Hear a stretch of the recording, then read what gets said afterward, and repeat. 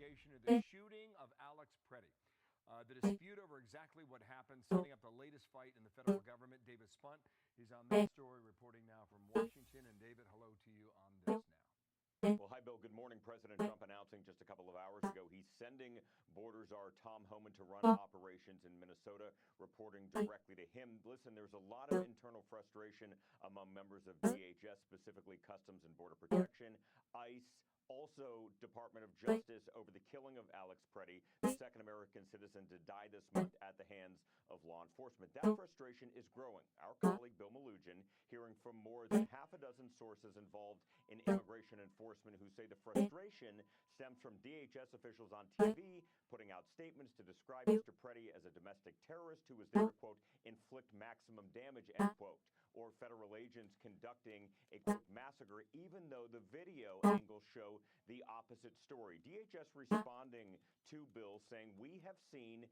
a highly coordinated campaign of violence against our law enforcement. This individual committed a federal crime while armed as he obstructed an active law enforcement operation. As with any situation that's evolving, we will work to give swift, accurate information to the American people as more information becomes available. Now, FBI Director Kash Patel says that the Bureau is assisting the Department of Homeland Security, who is leading the investigation on the ground involving the agent that shot and killed Mr. Preddy over the weekend. Patel said this about Preddy, who was found with a loaded handgun. Watch. No one who wants to be peaceful shows up at a protest with a firearm that is loaded with 2 full magazines.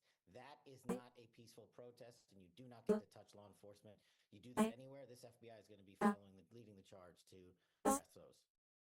And of course, it's simply too early to get any word from the Justice Department on any potential charges, if there are charges at all involving this unnamed officer, but right now too early in the investigation. All right, David, more to come on this. Certainly, David Spunt, big story. Thank you, sir. Dana's got more now. And want to bring in Alpha News journalist Liz Collins. She is based in Minnesota. Liz, how about this news that President Trump is sending Tom Homan there? Is that welcome news in Minnesota? Do you think it will make a difference?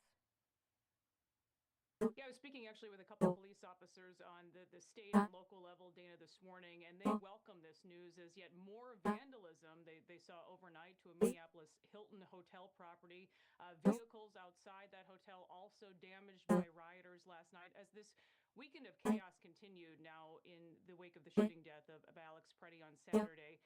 As we heard, that shooting now under investigation at both the state and the federal level as well. President Trump acknowledging that. But there is also a call from Minnesota Law Enforcement Labor Services for an emergency state and federal summit on immigration enforcement to establish what state law enforcement leaders call clear, coordinated policies for enforcement and detainers, saying what is taking place now is unsustainable. We saw that again last night. A lot of frustration, I can say, from my sources, as you had federal agents calling for backup, and Minneapolis police were nowhere to be seen as they were under attack at this hotel, actually getting into the hotel, spray painting it, and leaving behind, of course, thousands of dollars in damage. Right. Yet again, cops are saying, though, that they really need to break up these groups that are following their every move and tracking them, and they don't see things changing until something like that happens.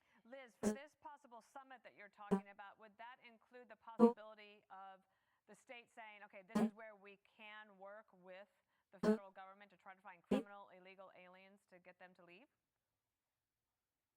Right, they're saying that something needs to happen at the level of the Hennepin and Ramsey County jails, going ahead and letting ICE do their work there and taking prisoners from there that are here illegally. But the messaging is really also a problem, not only from the governor, but also the Hennepin County attorney. We obtained a memo just on Friday, Dana. They're talking about how they're kind of offering support to officers to investigate reports of alleged criminal conduct by federal agents in your community. So sort of this line in the sand that they're drawing is not helping anyone, and I can tell you there is a lot of frustration. They're hoping that Tom Homan will come here and help to turn this around. Okay, let me play for you a little bit from Governor Walz and Mayor Fry over the weekend. This should be of deep concern for you no matter what town you're in America, because your town could be next. Your liberties, your freedoms could be sacrificed because of what this administration is doing. So now we've got 2 Minnesotans dead. We had time to start telling Renee's story of a poet and a mother and a bright spirit, and now we're telling Alex's story. what's the plan, Donald Trump? What is the plan?